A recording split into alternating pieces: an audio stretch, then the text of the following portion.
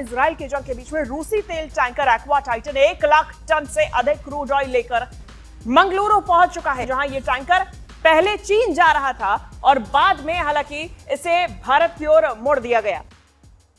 नमस्कार दोस्तों, DD red के एक और रिएक्शन वीडियो में आप सभी का स्वागत है। मैं हूं आलोक। तो दोस्तों, बिल्कुल ये बात सही है। भारत में अगर अभी तक पेट्रोल की कीमतें, जो नॉर्मल पेट्रोल डीजल है, उनकी कीमतें नहीं बढ़ी हैं, अभी तक रसोई गैस की वैसी किल्लत नहीं आई है जैसी बाकी के देशों में आ चुकी है, तो मैं ये कहना चाहता हूं दोस्तों कि ईरान से जो हमारे संबंध हैं, ईरान से जो हमारी दोस्ती है, ये एक बहुत बड़ी वजह है। इसमें हमारे जहाज थोड़ी देरी से आ रहे हैं, लेकिन आ रहे हैं, लगातार आ रहे हैं और आगे भी आते रहेंगे। लेकिन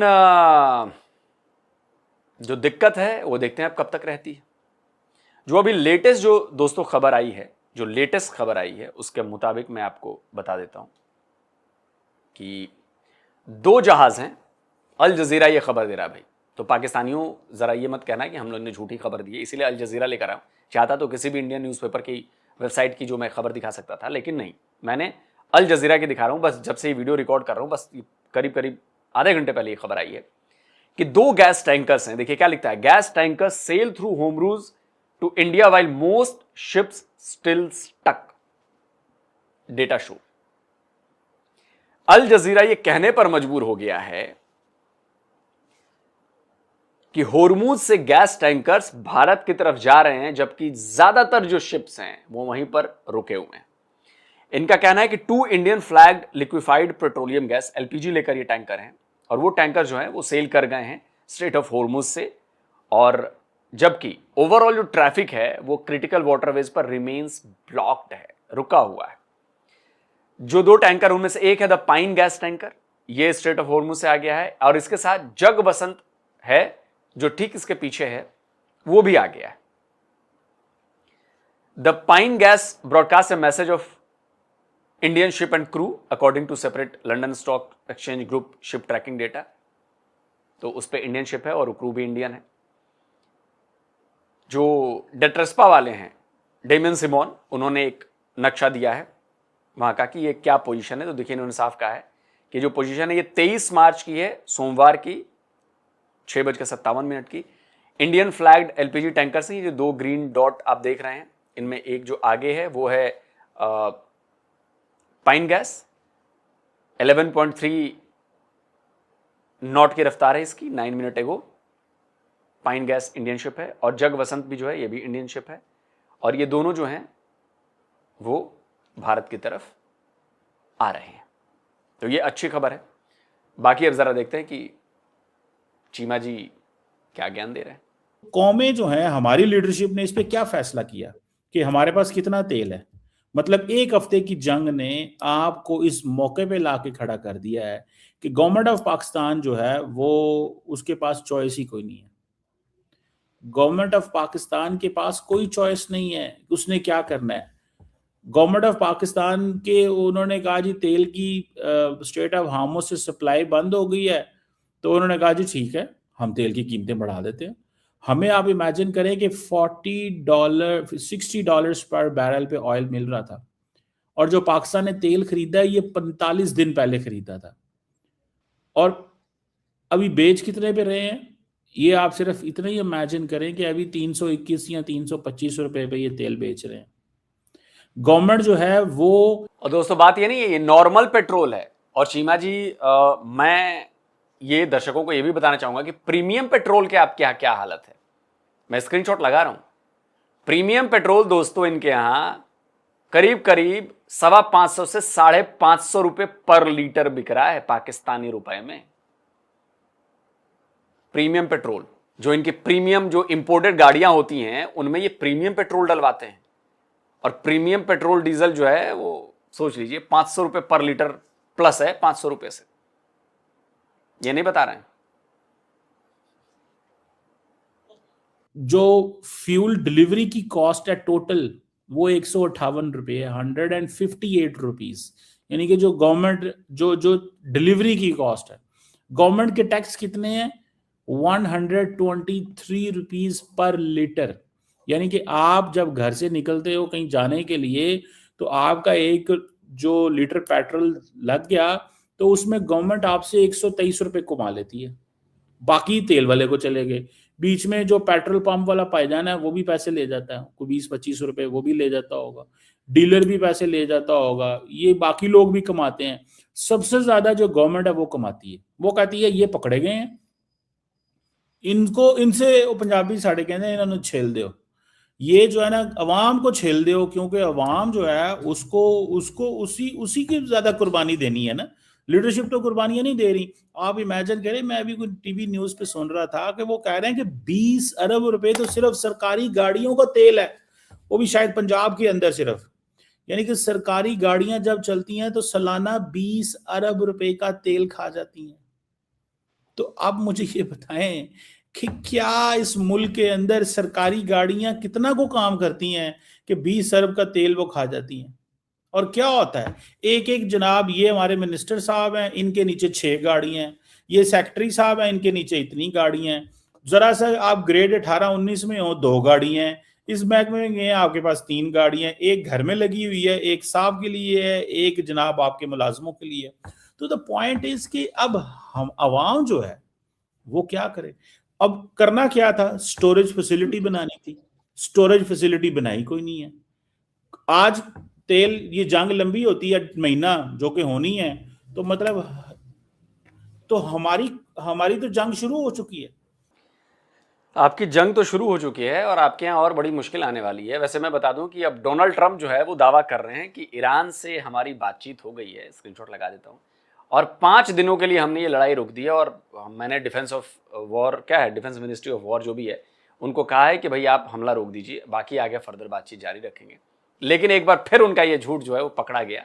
ये फिर कहते थे ना कि भारत और पाकिस्तान का मैंने जंग रुकवा दी, ये करवा दी, वो करवा दी, फिर से इनका झूठ सामने आ गया।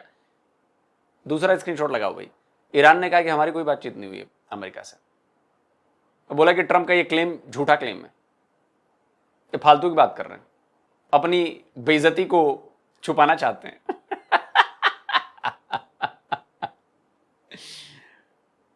ट्रंप जी एक बार फिर ऊपर से नीचे तक पारदर्शी हो गए, ट्रांसपेरेंट। बोल रहा है कि मैंने बोला कि बातचीत हो गई है टॉप लीडरशिप से और 5 दिन के लिए मैं लड़ाई रोक रहा हूं, 5 दिन के बाद और भी बातचीत होगी तो देख लेंगे, मेरी तरफ से कंप्लीटली स्टॉप्ड। ईरान कह रहा है कि जी हमें क्या पता, हमने कोई बात नहीं की है जी ट्रंप से। झूठा फेक क्लेम कर रहा है ट्रंप। अब आप समझ रहे हैं कैसे चल रहा है सब मामला। हमें तो जो है वो पैसे देने, हम तो शुरू हो चुके हैं पैसे देने, हमारा तो किरदार शुरू हो चुका है। ईरान का क्या नुकसान होगा, अमेरिका का क्या फायदा होगा, रशिया का क्या होगा, किसी को क्या होगा, हमें इससे क्या गर्ज है यार कतर ईरान क्या कर रहे हैं। हमें तो गर्ज ये है कि हमारे अवाम क्या कर रहे हैं। तो आपने अगर कल को पाकिस्तान में जंग शुरू हो जाए इंडिया के साथ दाएं बाएं, आपकी स्टोरेज फैसिलिटीज कहां पे हैं। तो दुनिया में हर मुल्क जो होता है वो अपनी अवाम के लिए फ्यूचर प्लानिंग करता है। हमारे सैलाब आ जाए तो हमारा नुकसान, अवाम का नुकसान, लीडरशिप का तो कोई नुकसान नहीं होता, इनके तो मौजें लग जाती हैं तो हमारा नुकसान, फलां चीज हो जाए हमारा नुकसान। तो मैं समझता हूं कि ये हमें कहीं ना कहीं पे ये गवर्नमेंट को और इंडिया के एडवांटेज देखें आप कि उन्होंने तो पंजे की ओज पे आ गई हैं, फिर वो तो मजे ले गए, रशिया से तेल कमाए लेंगे वो, और फिर वो क्या उनकी आप सुने एडवांटेज, उनको एडवांटेज ये है कि वो तेल लेंगे और उस तेल को बेचेंगे, उसको तेल बेचेंगे क्योंकि उनके पास रिफाइनरीज मौजूद हैं, वो रिफाइनरीज हैं उनके पास रिफाइनरीज है भाई, और वो समझते हैं कि ये हमें इन रिफाइनरीज का फायदा उठाना चाहिए। और वो इतनी रिफाइनरी है कि वो समझते हैं कि ये खुद भी अपना तेल बचाएंगे और दूसरी दुनिया को भी देंगे। देंगे क्या चीमा जी, हम दे रहे हैं। किस दुनिया में हैं आप। बांग्लादेश को तेल सप्लाई किया हमने, ये स्क्रीनशॉट लगाओ भाई। 5000 मीट्रिक टन एक बार और फिर 5000 मीट्रिक टन डीजल दिया है। और हमारे पास मॉडर्न रिफाइनरीज हैं। आपकी तरह हम पाषाण युग में नहीं जी रहे, पत्थर वाले जमाने में। इसका एग्जाम्पल मैं देता हूं। आप लाख कूदते रह जाएं, चिल्लाते रह जाएं, रशियन क्रूड ऑयल आप नहीं खरीद सकते। खरीद तो लोगे, रिफाइन कहां करोगे? रशियन क्रूड ऑयल को रिफाइन करने के लिए जिस टेक्नोलॉजी की जरूरत है, जिस मशीनरी की जरूरत है, जिस तरह की रिफाइनरी की जरूरत है, वो तो पाकिस्तान में है ही नहीं। और ये मैं नहीं कह रहा, ये हामिद मीर के प्रोग्राम में एक बड़े आपके भारी सज्जन है, उन्होंने ये बात कही है। लगाइए भाई क्लिप। ये सब हमारे मुल्क में 5 रिफाइनरीज हैं। एक जो है वो आपकी डीप कन्वर्जन है, 4 जो है वो आपकी हाइड्रोस्किमिंग है, जिसका मतलब है पुरानी टेक्नोलॉजी की वो रिफाइनरी है। आपकी यहाँ पे मुल्क के अंदर जो रिफाइनिंग होती थी वो गल्फ से तेल इसलिए आता था, एक तो लाइट होता था और 5-7 दिन के अंदर जहाज पहुंच जाता था। और जब आप उसको अपनी रिफाइनरी में चलाते थे तो फर्नेस ऑयल कम बनता था। रूस का जो तेल है, यूरल्स जिसको कहते हैं, वो हैवी क्रूड है। अच्छा। उसको जब आप लेके आते हैं तो तकरीबन 50-55% उसमें से फर्नेस ऑयल बनता है। अब जब आपने IMF के साथ वो रेजिलियंस फैसिलिटी साइन की तो उसके अंदर फर्नेस ऑयल के ऊपर 80,000 टन की ड्यूटी लग गई। जब 80,000 टन की ड्यूटी लग गई तो उसकी लोकल खपत खत्म हो गई, तो आपको उसकी प्रोडक्शन को कम करने के लिए लाइटर क्रूड को इस्तेमाल करना पड़ा। तो आप इसलिए वहां से लेके आते हैं। पर हमने ये टेस्ट किए थे, PRL ने भी पार्सल टेस्ट किए थे, सिनर्जिको ने भी किए थे, पर उसके बाद कमर्शियली हम उसको वाइबल नहीं कर सके और उसको ब्लेंड करके चलाते रहे।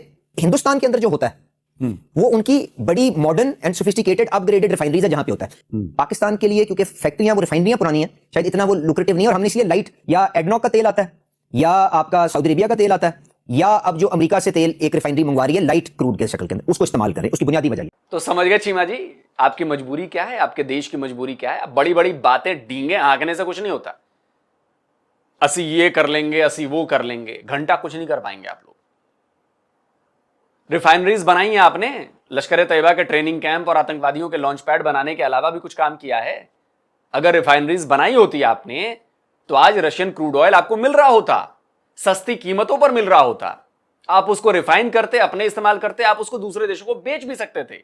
लेकिन नहीं जी, हमने तो लश्कर तैयबा का आतंकी मुरीद के में बनाना है मदरसा, हाफिज सईद साहब को जो है उनको उनके लिए काम करना है, आतंकियों के लॉन्च पैड जो है पाकिस्तानियों को पार्ट कश्मीर बनाना है। हमें क्या मतलब है रिफाइनरी बनाने से? तो जब ऐसा करोगे तो झेलो, फिर झेलेगा कौन? और इसमें भारत की चालाकी क्या है, भारत का वो क्या है?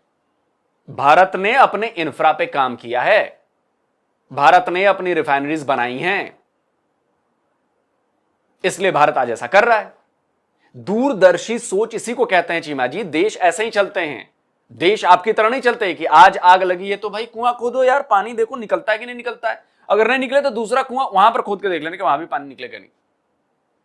एक साथ 5 जगहों पर कुआं नहीं खोदेंगे आप कि किसी एक में से पानी निकल जाएगा, साथ साथ काम करेंगे। आप एक कुआं खोदेंगे, देखेंगे पानी नहीं निकला, चलो भाई अब दूसरा कुआं खोदो, दूसरा कुआं खोदेंगे, पानी नहीं निकला, तीसरा कुआं, अरे भाई तब तक तो जलकर खाक हो गया मामला, मुल्क गया हाथ से। आपके साथ यही हो रहा है।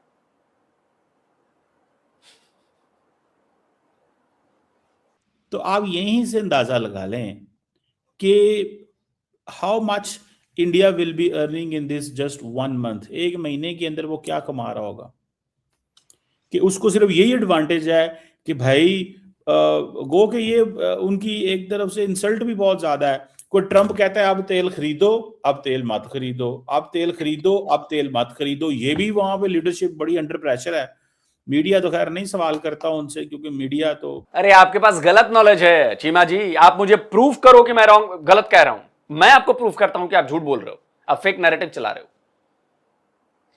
मार्च में ट्रंप का बयान आया, ट्रंप तो झूठा है ना, एक नंबर का मक्कार आदमी है ट्रंप।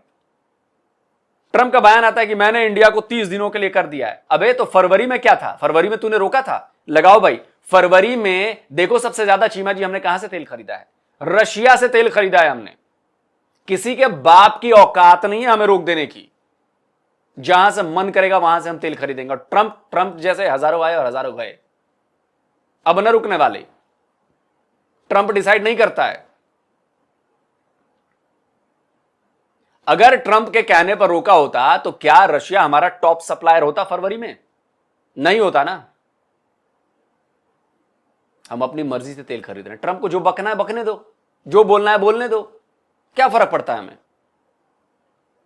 आप लोग बकते हो ना, 65 की लड़ाई हमने जीत ली, 71 की लड़ाई हम नहीं, हमारे नहीं है, हमने ये कर दिया, हमने वो कर दिया, करते हो ना भाई। सच्चाई बदल जाती है उससे। सच्चाई यही रहती है, सरेंडर आर्मी। 93,000 कलमा गो पाकिस्तानी फौजी surrendered in front of Indian army, that's it. बड़ी इंसल्ट होती है। कौन सी इंसल्ट भाई साहब, मुझे बताओ तो सही कि ट्रंप ने कहा कि नहीं खरीदो और हमने नहीं खरीदा। डेटा दिखाओ। मैंने तो दिखा दिया, तुम दिखा दो। एक तरफा प्रोपेगेंडा नहीं चलने देंगे, एक तरफा नैरेटिव बिल्डिंग नहीं चलने देंगे। काउंटर होगा, सबूतों के साथ होगा। आप सबूत लाकर आओ, नहीं तो ऐसे ही शर्मिंदा करते रहेंगे, हम छोड़ेंगे नहीं। मीडिया तो जारी बात है काफी मैनेज्ड है, ठीक है जी। तो अब ये जिसे कहेंगे ना आप, ये एक इशू है। और ये आप देख लें कि ये कब तक हम इसी तरह डिपेंडेंट रहेंगे कि हमारी हुकूमत लॉन्ग टर्म ह्यूमन सिक्योरिटी पे फैसले कोई नहीं करेगी, इंसानों के ऊपर पैसा नहीं लगाएगी। उल्टा उन्होंने कहा जी यूनिवर्सिटी बंद कर दो, स्कूल बंद कर दो, कॉलेजेस बंद कर दो। आप सवाल उठाते हैं, हमें तो आपने कह दिया कि मैनेज्ड हैं। आप क्या हैं? आप मैनेज नहीं, आपके गले में पट्टा है पूरी पाकिस्तान मीडिया में। आइए मैं आपको दिखाता हूं फाइनेंशियल टाइम्स क्या रिपोर्ट कर रहा है। आपके यहां कितने दिन का गैस बचा हुआ है, ये देखिए फाइनेंशियल टाइम्स है। Pakistan is in A particularly vulnerable situation.